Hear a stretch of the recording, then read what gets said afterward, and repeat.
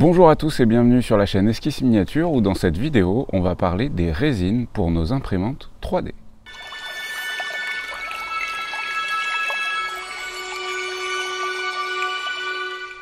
Cette vidéo va être découpée en deux parties. La première va être consacrée aux différentes résines qui existent pour nos imprimantes 3D et la deuxième partie sera consacrée aux liquides qu'on peut utiliser pour nettoyer ces résines pour la phase de post-traitement. Petit disclaimer avant d'aller plus loin, n'oubliez pas d'utiliser des gants, de travailler dans une pièce aérée et de jeter tous les déchets à la déchetterie. Pas à la poubelle, pas dans l'évier, pas ailleurs qu'à la déchetterie tout simplement. Et essayez, tant que possible, d'économiser la résine. Les déchets de résine sont compliqués à traiter par la suite pour les détruire, entre guillemets. Donc essayez de limiter les supports, essayez de limiter les plateaux avant d'imprimer. C'est ce que je fais par exemple sur la plupart de mes figurines, j'imprime directement sur le socle, ça évite de dépenser de la résine, donc en plus c'est plus économique, mais au-delà de ça, ça fait moins de déchets. Donc essayez d'aller vers cette démarche-là. Et pour ce qui est des déchets, je parle aussi bien des déchets de résine, donc les supports et ce genre de choses, mais également les déchets d'alcool avec lesquels vous allez nettoyer votre imprimante, ou l'eau, même l'eau avec laquelle vous allez nettoyer la résine water washable. Je vais l'aborder un petit peu après. Tout ça, c'est dans un bidon, donc il suffit de récupérer un vieux bidon, on s'en fout un peu, un entonnoir dessus, et quand vous faites votre phase de nettoyage de votre matériel, ensuite vous mettez ça dans le bidon, un bidon qui ferme de manière hermétique, et c'est direction déchetterie, et pas hésiter à mettre un petit coup de marqueur sur le bidon pour indiquer ce que c'est à l'intérieur. Ça aidera les gens qui vont traiter tout ça. Cette vidéo n'est pas un guide d'achat, mais vraiment une présentation des différentes résines qui existent. Si toutefois vous souhaitez acquérir des résines, il y a les liens en description et je vous propose qu'on commence par les différents types de résines. La résine la plus standard, c'est la résine standard. En fait, on l'appelle comme ça. Elle peut avoir plein de noms différents parce qu'il y a beaucoup de marques différentes. Les marques les plus connues, en tout cas en France, ça reste Elego, Anycubic, Sun, et Nova. Donc ces quatre marques, grosso modo, c'est celles qui sont quand même le plus vendues en France. Il existe d'autres marques, mais il faut savoir qu'il y a quelques règlements d'importation des résines et parfois certaines résines ne peuvent pas arriver en France. Mais pour les résines standards, voilà les quatre grandes marques connues. Cette résine standard, elle va vous servir dans 99,99% des cas. C'est une résine qui coûte en gros entre 20 et 30 € le litre. Avec 1 litre de résine, on peut imprimer vraiment beaucoup de choses. Soyez rassurés sur ce point. D'ailleurs, il y a des vidéos qui tournent sur le net pour savoir combien de figurines on peut imprimer avec 1 litre de résine. Et globalement, on est à plus d'une centaine. Et ensuite, le type de résine, ce genre de résine, ça se présente comme ça. Hop, donc ça, c'est un bidon de 1 litre par exemple. Ici, c'est de la Anycubic, donc 1 litre, 1 kg. Il faut savoir que la plupart sont indiqués avec une indication comme celle-là, juste là. En règle générale, nous, ce qui nous intéresse, c'est 405. Ça, c'est la longueur d'onde du laser, en quelque sorte. Globalement, c'est du violet. J'essaie de faire court, et puis en plus, je ne suis pas non plus un spécialiste. Mais en gros, nous, on est à 405 pour la plupart de nos imprimantes 3D à nous. Donc si vous voyez, le chiffre est compris, là par exemple, c'est entre 355 et 410. Nous, on est à 405, donc on est bon. Pour ce qui est de ces résines, il existe des résines normales, donc avec des couleurs normales, il va y avoir du gris, du jaune, etc. Et ensuite, il y a les résines transparentes. Il n'y a pas de règles magiques sur les réglages de votre imprimante pour tous ces différents types de résines. Ce que je veux dire par là, c'est que vous allez faire les réglages de temps d'exposition, etc. sur une résine grise. Si vous allez changer de couleur, du rouge, il va peut-être falloir faire des petites modifications sur le temps d'exposition. En fait, les colorants présents à l'intérieur peuvent modifier la transparence en quelque sorte de la résine et donc l'impact du laser qui va polymériser la résine sur celle-ci. Donc en fonction de la couleur, il va falloir parfois modifier le temps d'exposition. Ce qui est sûr, c'est que n'oubliez pas que la règle de base, c'est que globalement, les premières couches, les 5 premières couches de votre print sur une imprimante 3D résine, en règle générale avec un écran monochrome, c'est compris entre 35 et 60 secondes. Ça, c'est pour les premières couches pour être sûr que vous avez une bonne accroche sur votre plateau. Et ensuite, toujours avec un écran monochrome, sur les résines standards, on est entre 2 et 3,5, 4 secondes. On est entre 2 et 4 secondes. En gros, par temps d'exposition, par couche normale, en 50 microns. En 25 microns, on va être plus à 2 secondes, alors qu'en 50 microns, on sera plutôt à 4. En gros, c'est ça, quoi. Ces résines, version transparente ou version normale, comme je vous dis, faites bien les réglages. En fait, il y a un truc qui est vraiment magique. Déjà, c'est de regarder ce qui est écrit derrière la boîte, hein, souvent, ou alors sur le site du constructeur. Souvent, il y a tous les réglages d'indiqués, et très souvent, sur la plupart des imprimantes connues, je vais parler par exemple de la Lego Mars qui a fait un carton monumental et justifié. Sur les sites des constructeurs, c'est noté pour imprimer notre résine avec la Lego Mars, et c'est ça les réglages. Moi, dans la majorité des cas, j'ai fait ce qui était noté sur les sites des constructeurs et j'ai pas eu de problème.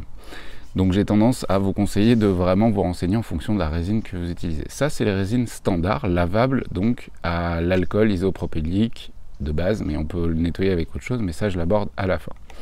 Donc ça, entre 20 et 30 euros le litre. Et on va pas se mentir, c'est la majorité du temps la résine dont vous aurez besoin. C'est la résine première qualité, entre guillemets, enfin premier prix, première qualité. C'est le compromis entre les deux. Mais ensuite, dans les résines standards, vous avez des résines haut de gamme. Je ne vais pas aborder dans cette vidéo les résines vraiment très très chères, parce que souvent elles ont besoin de réglages différents, voire même d'imprimantes différentes. Donc en gros, les résines dont je vais parler dans cette vidéo sont comprises entre 20 euros et 100 euros le litre. On ne va pas dépasser ce truc-là, puisque c'est un bon indicateur pour savoir si c'est du matériel utilisable par nous ou pas, tout simplement. Donc dans les autres résines standards, moi celle que j'utilise aujourd'hui, et c'est pas, j'ai pas d'action chez eux, j'ai pas d'action nulle part de toute façon, c'est la TGM7 de chez Amera Labs, mais là on est sur de la résine haut de gamme, vraiment haut de gamme, puisqu'elle est très chère. On est à 70 $ le litre, en dehors de la TVA, donc on est à 90 euros le litre, en gros, quoi. Et il y a des gens qui disent que c'est une résine flexible. Non, c'est pas une résine flexible. Je vais aborder les résines flexibles ensuite. Elle a un pourcentage de flexibilité assez élevé, mais ce n'est pas une résine flexible. C'est une résine qui va vous accorder une certaine tolérance de solidité pour éviter de casser les petites parties de vos figurines, mais en aucun cas ce n'est une résine flexible, pas du tout. Et la différence entre une résine entre guillemets pas chère et une résine haut de gamme, globalement, moi, de tous les tests que j'ai faits, moins elle est chère, plus elle est liquide. Plus elle est chère, plus elle est visqueuse. Et je pense que c'est une histoire de dilution dans l'ensemble. Je ne suis pas chimiste, mais je pense que globalement c'est une histoire de dilution. En gros, plus on va payer cher, et plus elle sera concentrée en résine, et du coup elle va être de meilleure qualité, elle va être plus solide, elle va mieux accrocher sur le plateau, parce que la résine, c'est des particules qui vont s'accrocher au plateau. Et moins on va payer cher, plus elle va être liquide, et du coup plus on va avoir des galères de décollement. Voilà, de décollement sur le plateau, des couches qui adhèrent pas les unes aux autres, le plateau qui accroche pas sur les premières couches, etc. Donc ça c'est mon modeste retour, c'est que vraiment de toutes les résines que j'ai testées, les moins chères elles sont très liquides, les plus chères elles sont plus visqueuses, ça ressemble presque à de la pâte à crêpes. Et ne mettez pas de pâte à crêpes dans votre résine, dans votre imprimante 3D, ça marche pas. J'ai essayé, ça marche pas. Donc ça c'est les résines standards. Les résines standards elles se nettoient avec de l'alcool, et je vais l'aborder un petit peu plus loin, les différents types d'alcool qu'on peut utiliser soit dans un bac, soit dans un kit de nettoyage, etc. Ensuite, vous avez les résines qu'on appelle water washables. Alors les résines water washables, en français ça veut dire lavable à l'eau. Le concept c'est qu'en fait c'est des standards, sauf qu'ils ont modifié le contenu chimique de cette résine pour qu'on puisse la nettoyer avec de l'eau, tout simplement. Et globalement ensuite c'est exactement la même chose que la résine standard. Donc l'un ou l'autre c'est qu'une histoire de confort derrière, de confort de nettoyage. Est-ce que vous voulez nettoyer ça à l'eau ou nettoyer ça à l'alcool? Moi ce que j'ai remarqué c'est que sur le long terme, les figurines imprimées en water washable, elles ont tendance à craqueler. Alors que Alors pas dans tous les cas, hein, ça dépend aussi du temps de polymérisation qu'on a mis derrière, etc. Moi je les polymérise plus longtemps, les water washables, que les alcools standards. Mais j'ai eu quand même globalement un petit peu plus de problèmes sur le long terme avec le water washable qu'avec le normal. Ceci dit, ça peut être un bon compromis pour faire d'autres choses. Et surtout, c'est un vrai confort de pouvoir nettoyer ça à l'eau, hein, parce que c'est vachement moins cher aussi. Mais encore une fois, les déchets de l'eau, c'est bidon, parce qu'il y a de la résine mélangée à tout ça, donc voilà. On a terminé de parler de la résine standard, celle que vous allez utiliser dans la majorité des cas. Et je vous dis, compris entre 20 € et 100 € le litre, et voilà, tout simplement. Ce que je vous propose maintenant, c'est d'aborder d'autres résines un petit peu plus techniques, qu'il est peu probable que vous ayez besoin d'utiliser, mais c'est intéressant de savoir qu'elles existent, parce que si un jour vous avez un projet, vous pourrez peut-être vous en servir. La première dont je vais parler, c'est la résine calcinable ou castable ou je ne sais plus comment elle s'appelle, la résine de cire perdue, ce genre de choses. Ça, c'est une résine qui est utilisée dans le milieu dentaire, mais aussi dans le milieu des bijoutiers, par exemple, ou des gens qui veulent couler l'objet, souvent en métal. Donc ça peut être de l'alu, ça peut être de l'or, ça peut être de l'argent, peu importe. Le but étant de créer un moule avec votre master, en fait, que vous avez imprimé en résine calcinable. Vous allez créer un moule, vous allez l'imprimer, ensuite vous allez la nettoyer, ensuite vous allez créer un moule, et ensuite vous allez laisser la pièce dans le moule, et en coulant le métal, qui est à 400, 500, 600, 800 degrés, etc., elle va complètement se désagréger pour laisser place au métal. Ça, c'est une technique très très connue, hein. Il y a les techniques en cire perdue qui étaient déjà faites à la main à l'ancienne, mais c'est vrai que maintenant, avec l'impression 3D, on peut le faire en résine castable. Les résines castables, globalement, visuellement dans les mains, ça ressemble quand même vraiment à de la résine standard. C'est dur, le truc, c'est que ça ne tient pas à les très hautes températures, évidemment, c'est le but. Et ensuite, certaines, alors pas toutes, ont besoin d'un post-traitement un petit peu différent. La résine castable, parfois, il faut la passer au four, pas trop chaud, mais longtemps, du genre entre 80 et 120 degrés pendant longtemps, pour la durcir, pour finir de la durcir. Ça dépend des résines castables que vous allez utiliser. Et voilà, et globalement, la résine castable, par contre, c'est un peu plus cher. On est entre le strict minimum, c'est 50 €, et des tests que j'ai fait, ça n'a pas marché. Donc partez plutôt sur des tarifs entre 60 et 100 balles, quoi, le litre de résine castable. Attention sur la qualité de la résine, surtout que souvent, quand on utilise de la résine castable, c'est pour faire des bijoux, ce genre de choses, des choses qui demande beaucoup de temps, d'investissement, puisqu'ensuite il va falloir polir tout le bordel et tout. Du coup, foirer un moulage, c'est un peu emmerdant, ça fait un peu chier. Et celle de basse qualité que j'ai pu tester, enfin c'est faux, que j'ai fait tester par un copain qui fait de la fonderie, le problème qu'il a eu, c'est que elle se désagrège pas bien, et que du coup il y a des reliefs et des détails qui sont perdus sur la bague.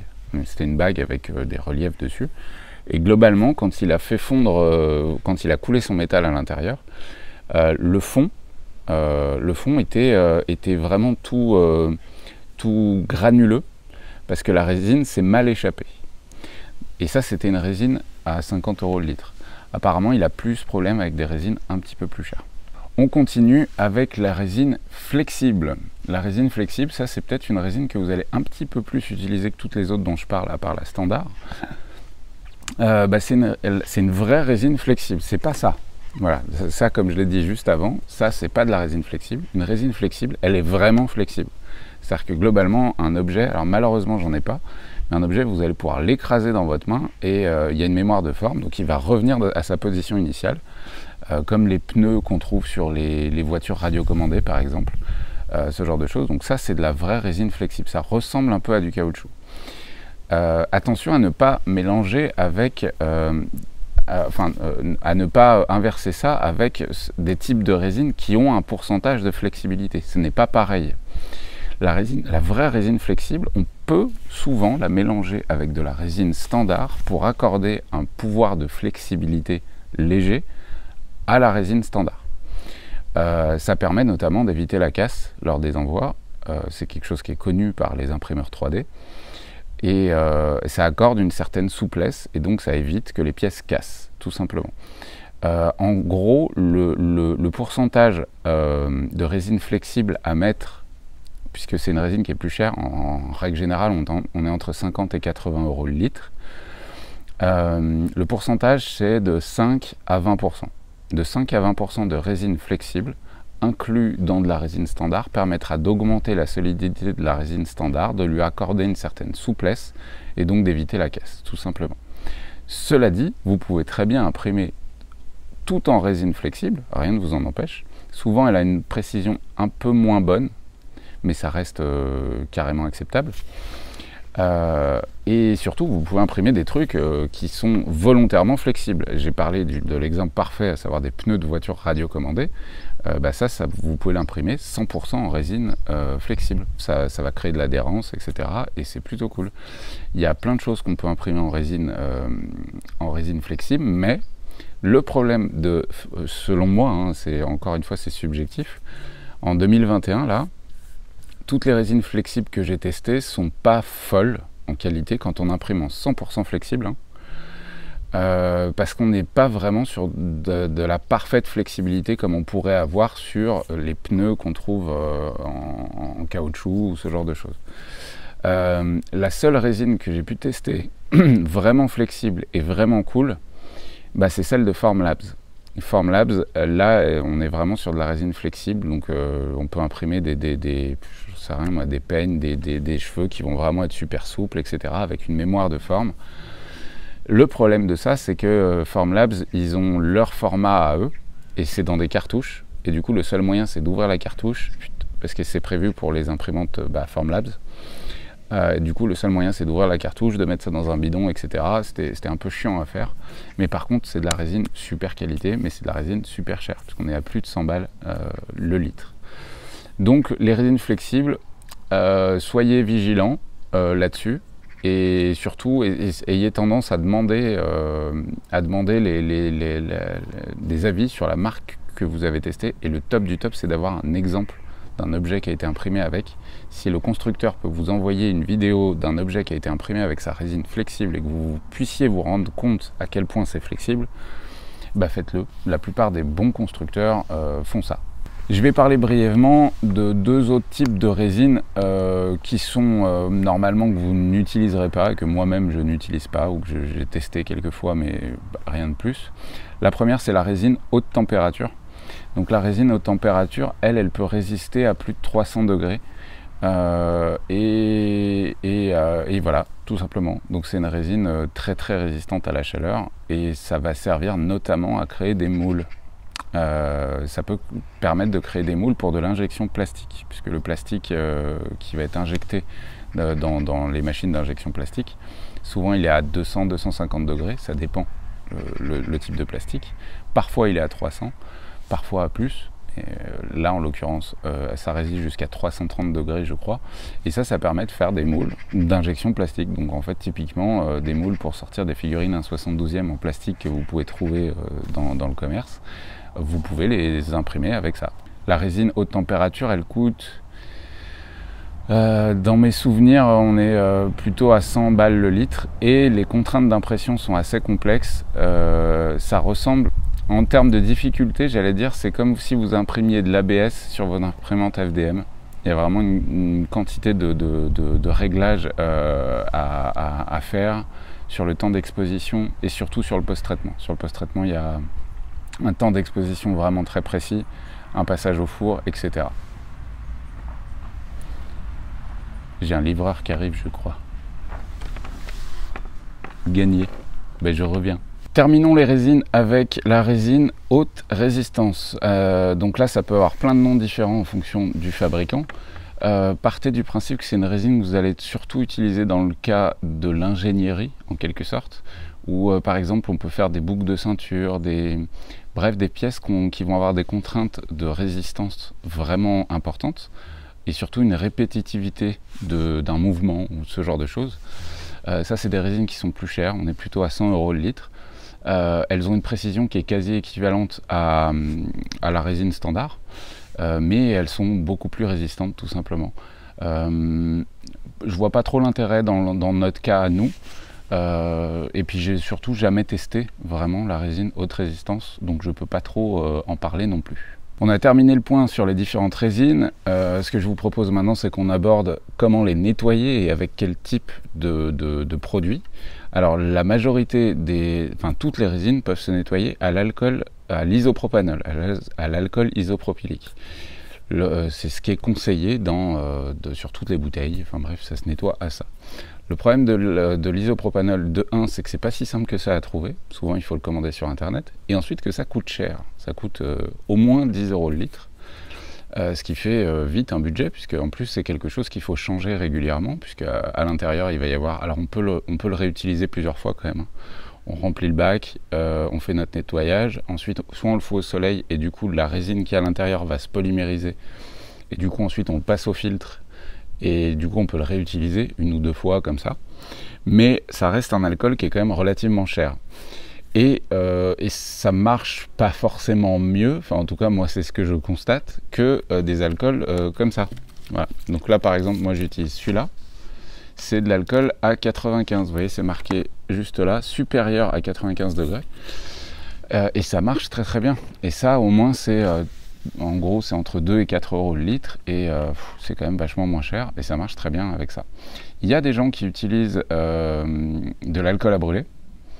Il y en a d'autres qui utilisent du sans-plomb, de l'essence sans plomb et apparemment ça marche aussi très bien. Alors moi, j'ai jamais testé avec ça, mais à ce qui paraît, ça marche aussi très bien.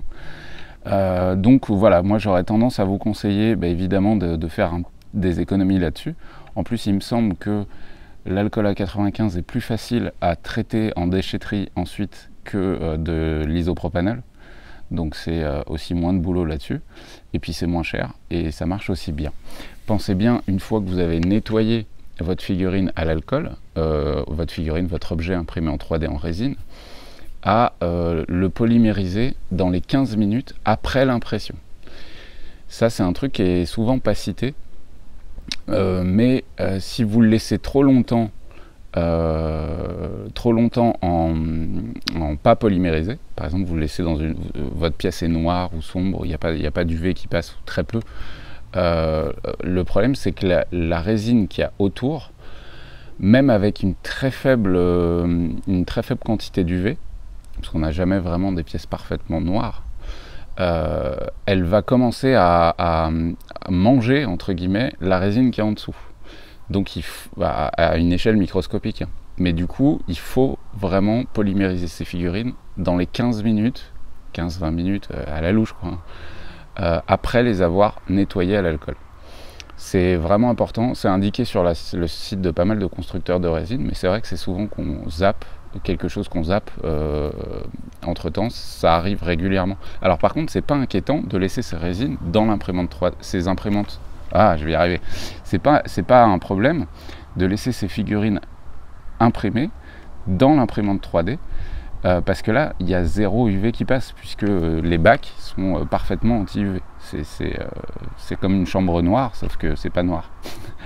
Donc ça c'est absolument pas gênant.